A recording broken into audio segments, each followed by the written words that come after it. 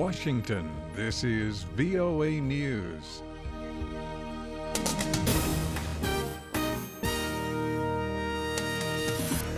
I'm Dave DeForest reporting. Rebel factions in Syria are expressing a number of reservations about the terms of a U.S. Russian agreement that will usher in a ceasefire.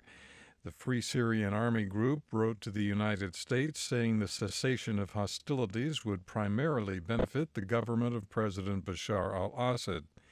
In an apparent bid to strengthen their positions ahead of the stop in fighting, government and rebel troops fought in several parts of Syria Sunday. Airstrikes on the city of Aleppo, just ahead of the ceasefire, killed a number of civilians. The United States Sunday marked the 15th anniversary of the 2001 terrorist attacks. President Barack Obama observed a moment of silence at the White House and spoke at the Pentagon. We run our fingers over the names and memorial benches here at the Pentagon.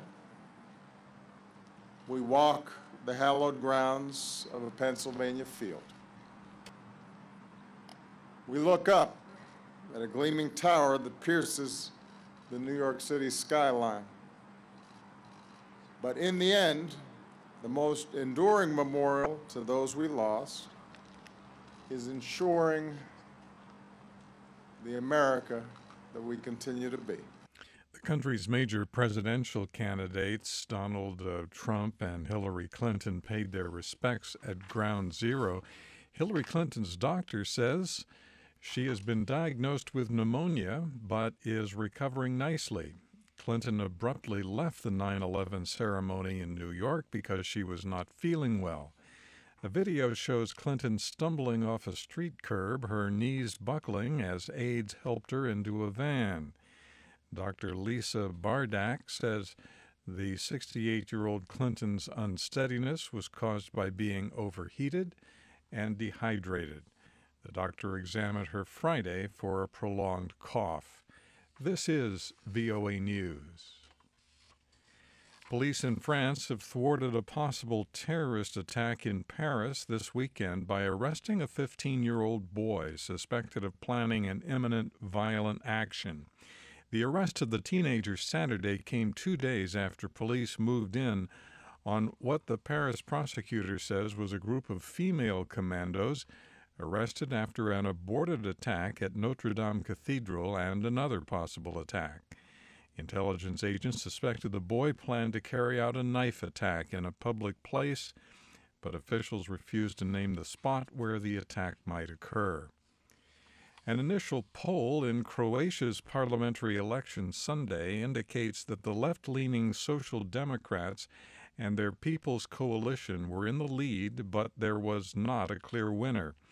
According to the poll, the People's Coalition won 58 seats in Croatia's 151-seat parliament.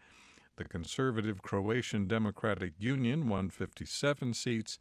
Most won 11 seats. This latest election was the second time in less than a year that Croatia held an election just 1 day after Parliament was formally dissolved. Hundreds of thousands of Catalans marched in Barcelona and other Spanish cities on Sunday, rallying for independence. Catalan police say as many as 800,000 marchers turned out, while the Spanish government says the turnout was less than half that number. Catalonia's pro-independence regional government has set the middle of next year as a target for independence from Spain, but has been unable to persuade the central government to approve a referendum on the issue.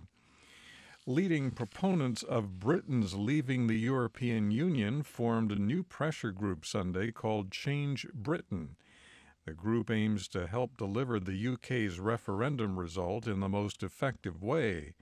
Opponents of Brexit have warned that leaving the bloc would lead to economic peril, but the country's economy appears to have performed strongly in the 78 days since the vote, undermining predictions of gloom and doom. And now leading Brexiters are calling more loudly for a quick, sharp break with the EU, or a hard Brexit, as it's called. Fighting between police and protesters erupted in southeastern Turkey after a government announcement that it had replaced 28 elected municipal and district mayors in several predominantly Kurdish towns. The Turkish Interior Ministry said Sunday that the removed officials are suspected of having ties with what the government considers terrorists. The most important day in the annual 5-day Hajj was celebrated by nearly 2 million Muslims Sunday in Saudi Arabia. Muslims gathered beginning at sunrise on Sunday at what is known as Mount Arafat. That's about 15 kilometers from the city of Mecca. In Washington, I'm Dave DeForest. That's the latest world news from VOA.